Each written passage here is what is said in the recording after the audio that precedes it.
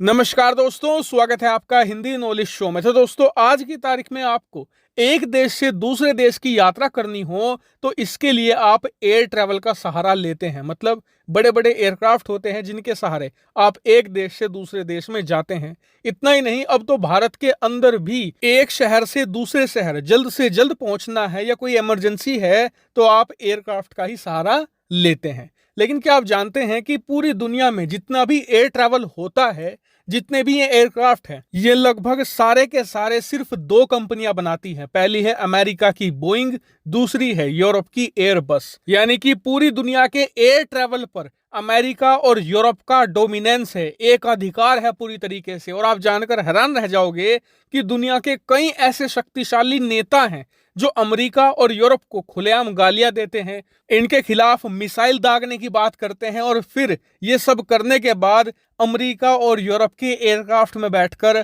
Travel भी करते हैं। आप समझ सकते हैं कि किस लेवल का डोमिनेंस है। हालांकि आपका सवाल होगा कि आज तक क्या किसी देश ने कोशिश नहीं करी कि इन देशों का जो एकाधिकार है, जो डोमिनेंस है, इसे तोड़ा जाए। तो देखिए, बहुत देशों ने कोशिश करी। सबसे पहले सोवियत यूनियन ने अपना एयरक्राफ्ट बनाया, लेकिन वो बुरी तरीके से फेल हुआ। उसके बाद रूस ने भी कोशिश करी और पिछले 20 सालों में एक नया एयरक्राफ्ट इन्होंने बनाया था, लेकिन उसके इतने ज्यादा एक्सीडेंट होते हैं कि उसे ट्रैवल के लिए सेफ नहीं माना जाता।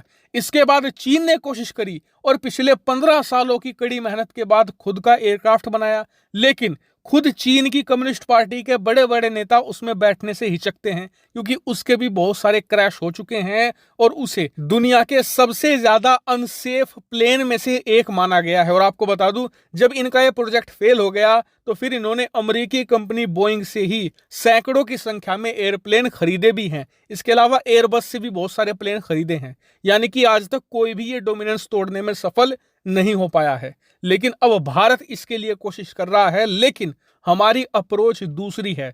हम खुद एयरक्राफ्ट नहीं बनाएंगे, हम एयरबस और बोइंग का सहारा लेकर ही इस डोमिनेंस को तोड़ेंगे नहीं, बल्कि इसका हिस्सा बन जाएंगे। वो कैसे? दरअसल हुआ कुछ ऐसा है कि अब से कुछ हफ्तों पहले भारतीय कंपनी टाटा ने एयरबस के साथ मिलकर एक बहुत बड़ी डील की है। इस डील के तहत अब टाटा एयरबस के साथ मिलकर भारत के अंदर ही बड़े बड़े कार्गो एयरक्राफ्ट बनाएंगी। यानी कि बड़े बड़े प्लेन्स अब भारत में ही बनेंगे और भविष्य में फिर पैसेंजर प्लेन भी भारत के अंदर ही निर्माण किए जाएंगे। और यूरोपियन कंपनी एयरबस पहले भी ये बात कह चुकी है कि भारत एयरक्राफ्ट मैन्युफैक्चरिंग का एक बहुत बड़ा हब अब बनने जा रहा है। और आज इस पर एक और बड़ी खबर निकलकर सामने आई है। दरअसल दुनिया की दूसरी सबसे बड़ी हथियार निर्माता कंपनी और दुनिया की नंबर 1 एयरक्राफ्ट निर्माता कंपनी बोइंग, उन्होंने ऐलान किया है कि वो भारत के अंदर भारी निवेश करने जा रहे हैं। और इस निवेश के तहत बोइंग भारत के अंदर एक विशालकाय सेंटर बनाने जा रही है। कितना बड़ा? दरअसल बोइंग ने खुद ये बात कही है कि आज तक अमेरिका के बाहर हमने इतना बड़ा सेंटर कभी नहीं बनाया है। और बोइंग ने ये बात कही है कि जी ऑलरेडी हमारा भारत के अंदर एक बहुत बड़ा रिसर्च सेंटर है जिसमें करीबन 5000 लोग काम करते हैं, लेकिन अब हम उसकी क्षमता बढ़ा देंगे और उसे और विशालकाय बनाएंगे। और इस सेंटर में होगा क्या? तो सबसे पहले तो जो फ्लाइंग कार्स होती हैं, यानी कि उड़ने वाली जो भविष्य की कार होगी, जो टैक्सी होगी, उस पर काम किया जाएगा। और भारत के जो प्रतिभाशाली लोग हैं, प्रतिभाशाली जो यंगस्टर्स हैं, उन्हें नौकरी पर रखा जाएगा। वो रिसर्च करेंगे और फ्लाइंग कार बनाएंगे। फिर बाद में उन्हें भारत के अंदर मैन्युफैक्चर भी किया जाएगा और दुनिया भर को एक्सपोर्ट भी किया जाएगा। साथ ही बोइंग ने यह कहा कि इस रिसर्च सेंटर को बनाने में हमारा शुरुआती इन्वेस्टमेंट 200 मिलियन होगा। आप कहेंगे कि 200 मिलियन तो कम है।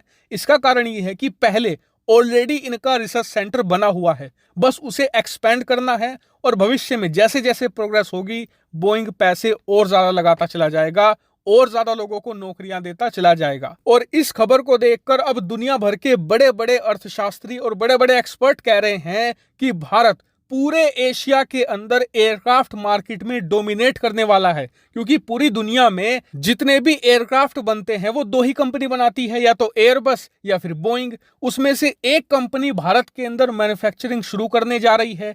दूसरी कंपनी भारत में रिसर्च कर रही है। और इसीलिए भविष्य में भारत चीन की तरह सिर्फ वर्ल्ड फैक्ट्री नहीं होगा, वर्ल्ड फैक्ट्री के साथ साथ टैलेंट फैक्ट्री भी भारत बन चुका होगा। और आने वाले एक दशक में आप खुद देखेंगे कि दुनिया भर के रिसर्च सेंटर आपको भारत में ही मिलेंगे। यानी कि भारत दुनिया को टेक्नोलॉजी, मैन्युफैक्चरिंग और टैलेंट सब कुछ देगा, एक विश्व गुरु की तरह। हालांकि पूरे मामले पर आपका क्या मानना है, कमेंट करके जरूर बताएगा। Thank you very much for watching video.